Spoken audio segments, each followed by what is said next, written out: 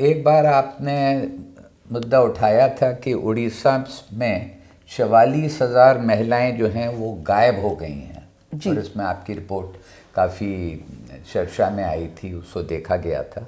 तो उसके बाद क्या कुछ फॉलोअप स्टोरी में क्या सामने आया, क्या बात थी? मेरी अभी कुछ दिन पहले ही वहाँ पे शायद पिछले हफ्ते ही बात हुई थी वहाँ कुछ लोगों से, जर्नलिस्ट भी जो उसमें थे। देखिए, महिलाओं का गायब होना वहाँ आज भी जारी है और वो रुका नहीं है, रोज आए दिन मतलब आम बात है।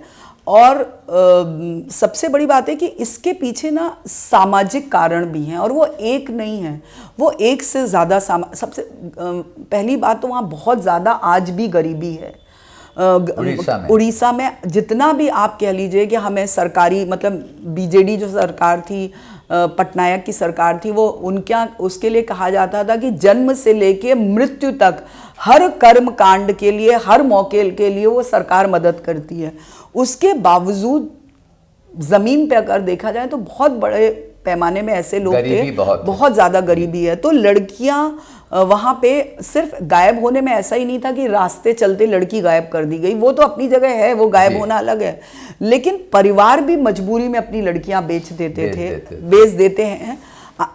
मतलब उसके कई रीज़न है। जैसे एक बड़ा कारण जो समझ में आया लड़कियों के जाने का, वो राजस्थान, हरियाणा वगैरह में जहाँ लड़कियों की संख्या कम है तो शादी के लिए लाई जाती हैं वो लड़कियाँ।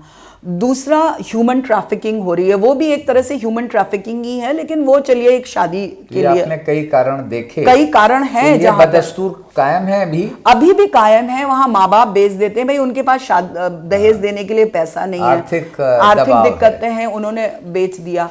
फिर बड़े पैमाने पे वो महिलाएं इसलिए भी जा रही हैं कि आंध्र प्रदेश, तमिलनाडु, तेलंगाना, इन सब में ईंट के भट्टों में काम करने के लिए उनको महिलाएं चाहिए, मतलब उनको लेबर चाहिए। अब आप पूछेंगे लेबर तो पुरुष भी हो सकता है, लेकिन ये जो महिलाएं हैं ये चीप लेबर है, तो वो उन महिलाओं को ले जाता है। बहुत सारे जो काम है वो महिलाएं कर लेती हैं, वो उस तरह का तो शायद महिला आयोग को और सरकार को, केंद्र सरकार को इस ओर ध्यान देना चाहिए। मेरी वहाँ पे लगातार बात हुई कि हो क्या रहा है कि वो जो सिस्टम है, जबकि जिस डबल इंजन की सरकार के साथ कहा जा रहा था, वो सिस्टम भी एक वहाँ पे बिल्कुल जैसे कहते हैं ना कि कुछ नहीं, हतप्रभ है, कुछ कर नहीं पा रहा है वो। मतलब या तो इच्छा शक्ति की कमी है, मतलब आप देखिए कि लाचारी है। आप ये देखिए ना कि अमेरिका ने जिन 6 राज्यों में अपने लोगों को जाने से मना किया है, उन्होंने 2 रीज़न दिए, एक तो नक्सल और दूसरा महिलाओं की सिक्योरिटी। उसमें उड़ीसा भी एक है, उड़ीसा भी उन राज्यों में है। अब क्या हो रहा है कि कांग्रेस, बीजेडी, ये लोग उठा तो रहे हैं मुद्दे, लेकिन इनका मुद्दा उठाने का क्या है, वो राजनीतिक, सिर्फ सड़क पे थोड़ा विरोध, सदन चल रहा है तो सदन में विरोध कर दिया, सड़क पे थोड़ा प्रदर्शन कर दिया, उसके बाद जो ठोस जो काम होना चाहिए वो ठोस काम नहीं हो पा रहा है।